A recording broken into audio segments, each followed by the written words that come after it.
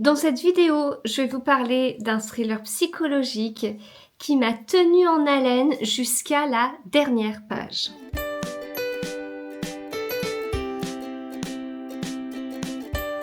Bonjour à tous, j'espère que vous allez bien. Dans cette vidéo, on va parler de ce livre, Ligne rouge de Laure Rollier. C'est le deuxième livre que je lis de l'autrice. Moi, je l'ai découvert avec son livre de l'année dernière, 19 River Street, mais j'ai les deux précédents ou que... je sais plus. J'ai Le disparu du Nantucket ou L'ombre du lac, ou les deux, je sais plus. Enfin, en tout cas, j'ai très hâte de les lire. Voilà. Donc, ce livre, eh bien j'avais beaucoup d'attentes parce que 19 River Street avait été un super gros coup de cœur pour moi. C'était vraiment une très grosse découverte. Et donc, j'avais bien hâte de me plonger dans ce roman qui tient vraiment en haleine. On est sur un roman choral. On va alterner entre deux personnages principalement, Niels et Jennifer. Mais on va pas être sur un chapitre l'un, un chapitre l'autre. On va être sur un groupe de chapitres l'un, un groupe de chapitres l'autre. C'est un rythme super prenant. On fait vraiment la connaissance de chacun. Et autant on a des thrillers psychologiques où on se dit, voilà, on voit que, enfin je pourrais vous donner tellement de titres mais ça spoilerait, mais on voit qu'il y en a un qui est pas net. On voit, et en fait l'auteur fait en sorte que il mise tout sur ce personnage, en fait il met tout dessus, et du coup bah forcément nous, bien manipulés, on fonce dans le tas, on se dit oui, c'est... Non mais lui, il est pas net. Non, mais je confirme, lui, il est pas net. Et puis en fait, c'était pas du tout lui.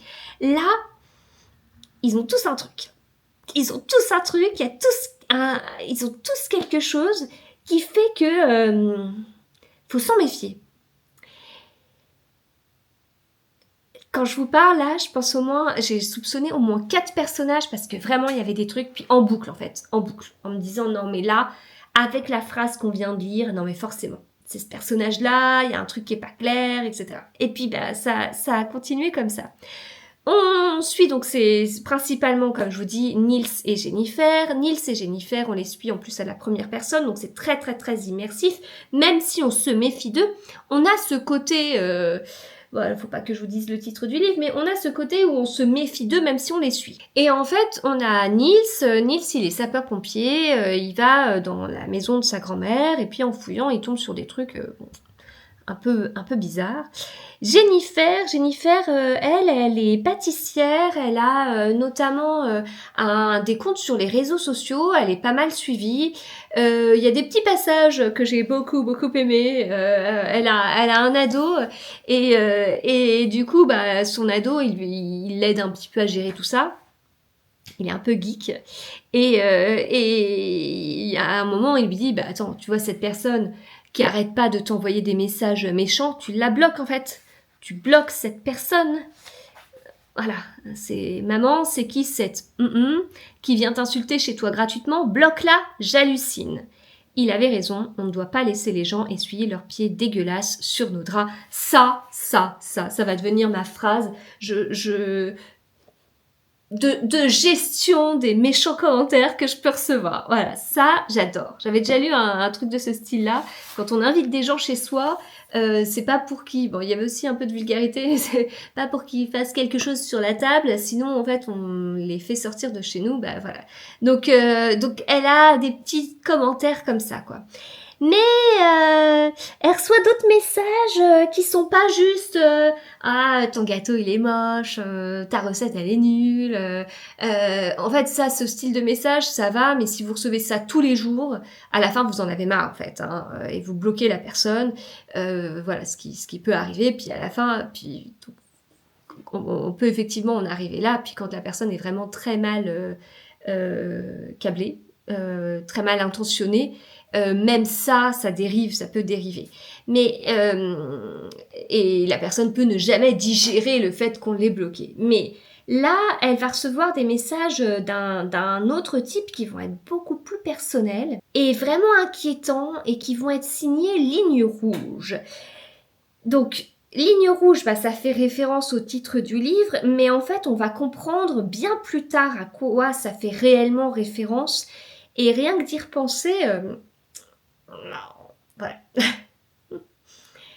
Donc, ces messages personnels, ça va l'inquiéter davantage parce que c'est quelque chose, en fait, ce sont des messages... en fait, elle reçoit des messages qui font référence à des choses qui se sont passées il y a des années et elle était convaincue que personne ne le savait, en fait. Quelque chose voilà, qu'elle voulait pas voir ressurgir, auquel elle voulait plus jamais penser. Et en fait, ça ressort de cette façon très, très bizarre. Le problème, ça dépend si vous êtes auteur ou lecteur. Le problème quand on est lecteur, c'est qu'en fait, leur relier, elle nous alimente énormément. Donc il n'y a pas un moment où vous pouvez dire « Attendez, stop !» Je laisse ce livre totalement addictif de côté, je me pose et je mène l'enquête. Non, non, non, parce que ce livre, c'est un vrai page-turner. Donc quand vous êtes dedans, vous continuez, parce que vous voulez savoir. Mais en même temps, vous n'avez pas le temps de vous poser en vous disant « Attendez, je me méfie de tel personnage. Est-ce que c'est vrai, pas vrai? Je vais creuser, je vais faire ci. Puis moi, en plus, je dévore les livres, donc j'ai pas forcément de moments. Enfin, je peux dévorer un livre en une soirée, donc j'ai pas forcément le lendemain pour y réfléchir, etc. Et donc j'ai pas pris ce temps parce que entre le choix de poser mon livre et de réfléchir ou de prendre mon livre et de l'avancer, j'ai préféré prendre mon livre et l'avancer. Et donc je l'ai avancé jusqu'à le terminer. Et donc j'ai été, j'ai été très surprise. Et en fait, vous avez des révélations. Enfin, moi, j'avais l'impression de vivre les révélations comme si je montais un escalier. Et à chaque marche, vous aviez une révélation. Mais pas un truc où c'est ah oui, ok, j'y avais pas pensé. Non, c'est un truc où c'est ah ouais, d'accord. On aborde ces sujets-là. Ces sujets forts. Oh, puis on les aborde de cet angle-là. Hyper original, ça change totalement. Et puis on aborde une autre marche en se disant ah mais c'est vrai. Ah tiens, c'est vrai que ce personnage, on l'avait vu, on y avait un peu pensé, on s'était posé quelques questions, puis on l'avait laissé de côté. Ah mais oui, c'est vrai qu'il existait lui et qu'il fallait pas le laisser de côté. Et puis on avance et on se rend compte qu'il y a autre chose avec un autre personnage. Et puis voilà. Et en fait, on avance comme ça petit à petit. Et en fait, on a des multiples révélations qui sont vraiment comme ça, jusqu'à un moment se dire, sur l'avant-dernière marche, à se dire, si ça finit là, c'est très très bien, mais ça va vraiment me travailler parce